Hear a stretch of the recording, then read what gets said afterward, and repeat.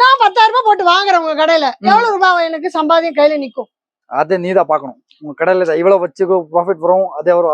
ஒரு ஐடியா கொடுங்க.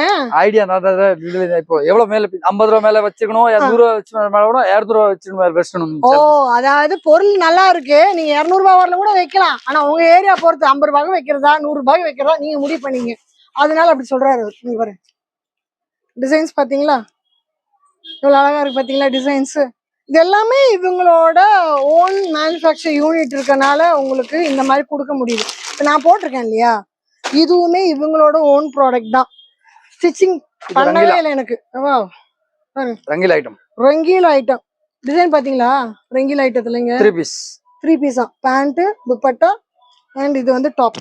சூப்பரா இருக்கு. இதுல எல்லா சைஸ் உண்டாச்சு. S2 3XL 3XL. சூப்பர். 3/4. நிறைய தீபாவளி நினைச்சே பண்ணிருக்காரு போல இருக்கு. இன்னும் தீபாவளிக்கு நிறைய வருதுன்னு வேற சொன்னாரு. இது அதுக்கு